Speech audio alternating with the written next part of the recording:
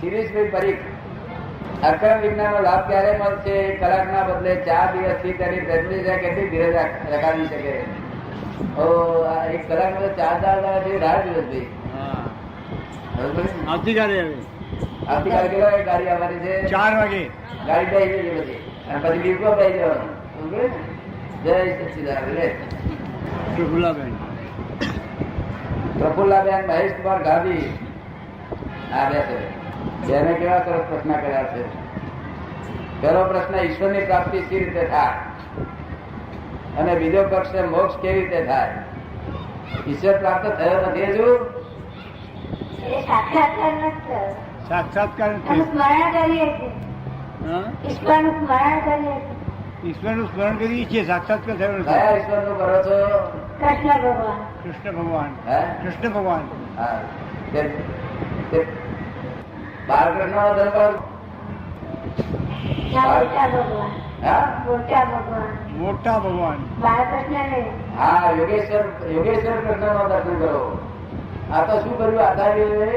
આચાર્યો પોતે યોગેશ્વર ના દર્શન કરે, અને આ લોકોને આપે બાળકૃષ્ણ. તે એવા ફસાયા છે લોકોને. અરે ભગવાન બાળકૃષ્ણ માં શું કામ છે? અમારે યોગેશ્વર લાવો નહીં, શું બાળકૃષ્ણ આપે? એ આપણે શું કામ નો? આપણે તો યોગેશ્વર કૃષ્ણ જોઈએ. આ આચાર્ય એમના માટે યોગેશ્વર રાખ્યા, લોકો બાળકૃષ્ણ આપ્યા.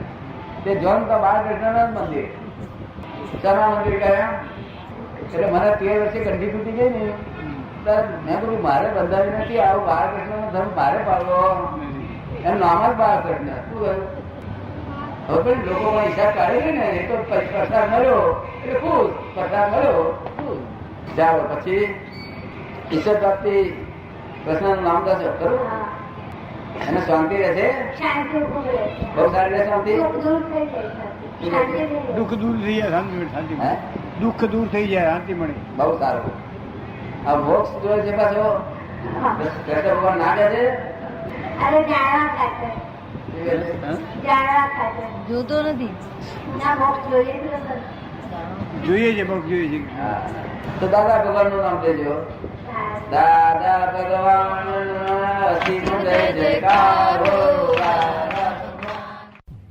બધું અહીં જ છે.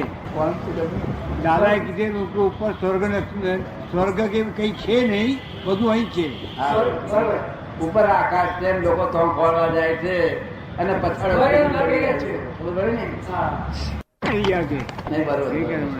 જય સચ્ચિદાનંદ. પછી તમે બેન જ કીધેલું કે જયારે મુશ્કેલીમાં હોય ને એવું કહેતો કે દાદા બાબા સાહેબ ની છે તો મુશ્કેલી ઉભરી જતો.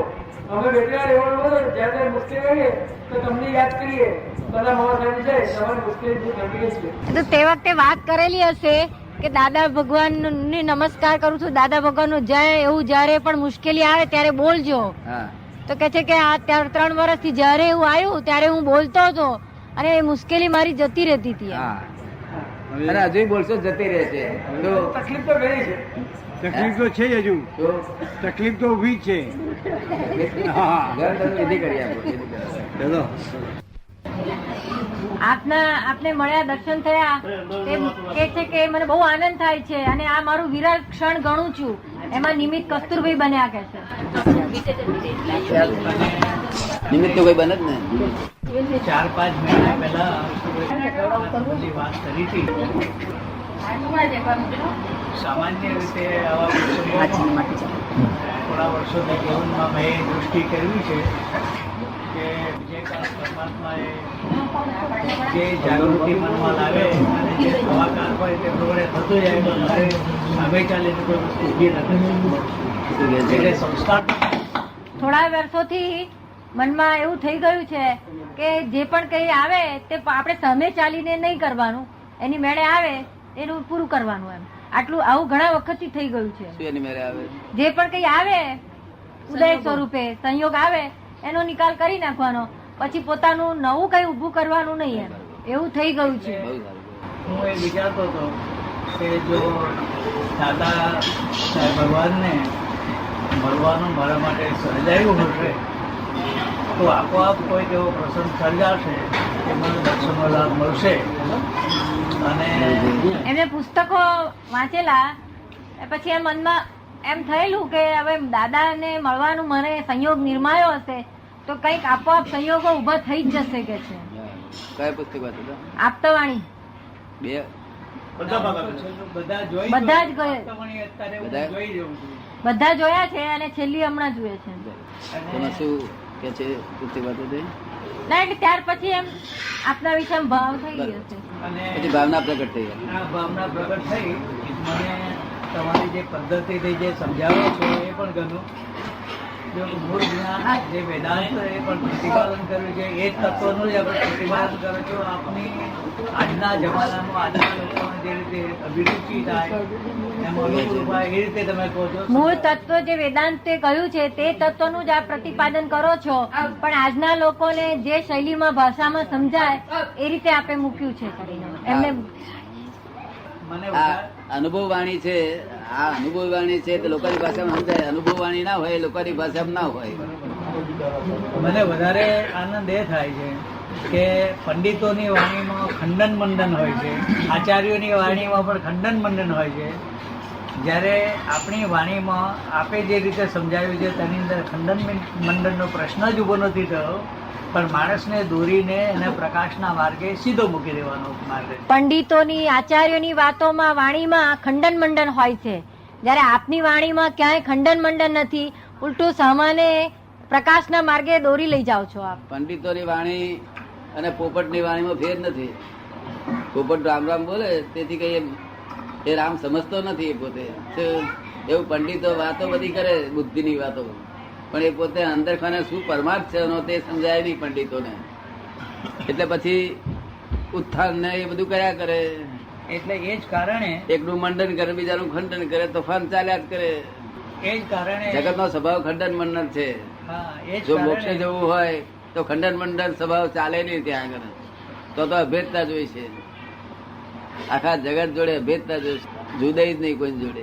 એ જ કારણે અનેક પુસ્તકોના વાંચન પછી પંડિતોની સાથે પણ અનેક મિલનો જીવનના આગલા ભાગમાં થઈ ગયા પછી એ નિષ્કર્ષ મેં લીધું કે આ માર્ગની સમજ નહીં પણ સૂઝ માટે. સમજ તો આવે ચોપડીઓમાં, પણ સૂઝ માટે એક તો આપણે અધિકાર, પોતાનો અધિકાર કેળવવો જોઈએ, એટલે આત્મશુદ્ધિ ઊભી કરવી જોઈએ. બરોબર. અને બીજું જેને અનુભવ થયેલો છે એવા અનુભવીના સાથે સત્સંગ કરવો જોઈએ. અત્યાર સુધી પાછલી જિંદગીમાં ઘણા પંડિતો આચાર્યોને બધાને મળવાનું થયું, એમાંથી એ નિષ્કર્ષ કાઢ્યું કે પોતાની સમજ તો એમાં શાસ્ત્રોમાંથી ગમે ત્યાંથી આપણે સમજ ઊભી થાય છે, પણ સૂઝ ઉત્પન્ન નથી થતી. સૂઝ નથી ઉત્પન્ન થતી. એ સૂઝ ઉત્પન્ન થવા માટે આત્મશુદ્ધિ, આ જ્ઞાન, અનુભવીઓનો સત્સમાગમ, આ જે શાસ્ત્રનું જ્ઞાન છે, પંડિતોનું જ્ઞાન છે, ક્રિયાકારી જ્ઞાન નથી. સૂઝ ઉત્પન્ન થાય તો જ કામ છે. સૂઝ ના ઉત્પન્ન થાય તો એનો અર્થ જ નથી. હા, એટલે ભગવાન એ જ્ઞાન ખોટું નથી. એ થર્મોમીટર જેવું છે. કેટલો તાવ ચડ્યો ઉતર્યો જોવા માટેનું સાધન છે. કેટલો તાવ ચડ્યો મને કેટલો ઉતર્યો એ જોવાનું જો સાધન હોય તો એ શાસ્ત્ર જ્ઞાન છે. શાસ્ત્ર જ્ઞાન ને પંડિતોનું જ્ઞાન ને હા, એ વ્યાપ બતાવે, એ વ્યાપ બતાવે, વ્યાપ બતાવે, હા બસ. પણ ઉડાણ નહીં આપે. ઊંડાણ ના આપી શકે. આપણે આપણને શું ફેર પડ્યો શું નહીં તે આપણે જોઈ શકીએ. હા, રેખા આપે પણ ચેતના નહીં આપે. રેખા આપી શકે પણ ચેતના ના આપી શકે. હા, પણ તે જગત છે તે જગત અત્યારે એ માન્યતા પર આવ્યું છે કે જે બોલ્યું લખ્યું છે દયા રાખો, તારા પોતે દયા રાખવા જાય છે. શું થાય છે? એવું છે દયા રાખવું એક જ્ઞાન છે. આપણે રહે છે કે નહીં એ જોવી જોઈએ, અને ન રહેતી હોય તો આ જ્ઞાનને આરાધન કરવું જોઈએ. દયા રાખવી જોઈએ, દયા રાખવી જોઈએ, દયા રાખવી જોઈએ, આરાધન કરવું જોઈએ, તો એનું ફળ આવે. દયા રાખવાનું ફળ આવે. આ તો પોતે ઉપાય જ કરવા જાય, પોતે દયા રાખવાની પછી કે મારે દયા રહેતી નથી, મારે રાખવી છે તો છતાં રહેતી નથી, મારે ત્યાગ કરવો છે તો થતો નથી. આ બધું આ જ્ઞાન ના આ પદ્ધતિ ના કહેવાય. જ્ઞાન તો શું કે છે? પહેલી આરાધના કરો જ્ઞાનની, કે ભાઈ મારે શાંતિ રાખવી જોઈએ કે દયા રાખવી જોઈએ, તો પહેલી આરાધના કરો કે દયા રાખવી જોઈએ, આરાધના કરો. પછી એ પરિણામ પામે બીજ રૂપે, પછી એ ઝાડ રૂપે થાય ત્યારે એનું ફળ આપે. પણ આપણા લોકો તો ત્યાં કરવા જ પણ પડે, બીજને વાટીને ઝાડ કરવા માંગે છે. બધું ઊંધે રસ્તે ચાલ્યું છે તેથી આ નહીં તો શાસ્ત્રો કઈ ખોટા નથી. એ તો બરોબર છે, પણ આજે આ માર્ગમાં પણ ધંધો જ ઉભો થયો છે ને. આમ સામાન્ય રીતે આજે આ માર્ગમાં ધંધો જ ઉભો થયો છે ને. હે આ માર્ગમાં આજે ધંધો જ ઉભો થઈ ગયો છે ને સામાન્ય બિઝનેસ જ રીતે. થઈ ગયો, વેપાર જ થઈ ઠેર ગયો. ઠેર દુકાનો જ દેખાય છે ને. વેપાર જ થઈ ગયો છે. ઠેર ઠેર દુકાનો થઈ ગઈ છે. દુકાનો બધી થઈ ગઈ છે. દુકાનો મારી બેઠા તેથી આ બધું ખલાસ થઈ ગયું ને. નાદારી એ તો આ ફોજદારને લોકો જે જે કરે છે, પણ પછી જાય તો પછી જવા દે કે છે શું? પાછળથી જે જે કરે એનું નામ પૂજાવાન કહેવાય. જો તમે જતા હોય ને તમારી પાછળ લોકો જે જે કરે એ સાચી પૂજા કહેવાય. હવે ભગવાન શાસ્ત્રીય ક્રમ માર્ગની જે સાધના છે, આપ કારણ કે ક્રમ અને અક્રમ બે માર્ગ કહો છો. શાસ્ત્રમાં જે ક્રમિક માર્ગની વાત છે, આપ અક્રમ ને ક્રમ બે વાત કરો છો. શાસ્ત્રમાં ક્રમની વાત છે. હા એ ક્રમ માર્ગમાં જે જુદી જુદી સાધનાઓ છે, એ સાધનાના પ્રકારમાં દરેકની અંતરવૃત્તિને અને પ્રકૃતિને અનુરૂપ, સંસ્કારને અનુરૂપ સાધન ગુરુ મંત્ર દ્વારા, તપ દ્વારા, આચરણ દ્વારા, ભક્તિ દ્વારા ધીમે ધીમે ક્રમે આગળ જવાનું હોય છે. શાસ્ત્રમાં છે તો દરેકને જુદી જુદી રીતે, દરેકની જુદી જુદી પ્રકૃતિને અનુસાર જુદી જુદી રીતે મંત્રો છે, કઈ જુદી જુદી આરાધનાનું દરેક જુદા જુદા માર્ગ આપેલા છે. એટલે એ રીતે પછી ધીમે ધીમે ક્રમે ક્રમે આગળ જાય. શાસ્ત્રો સામાન્ય ભાવે બધાના માટે છે. એમાં તમને અનુકૂળ આવે, તમારી પ્રકૃતિને અનુકૂળ આવે એટલું જ તમારે લેવાનું. બીજા બધાને હવોની પ્રકૃતિને અનુકૂળ બધું તમારે લેવાનું નહીં. લોકો કહે છે મારે તપ થતું નથી, ભાઈ પ્રકૃતિમાં ના હોય તો કરીશ નહીં, તો બીજું કરીશ. તો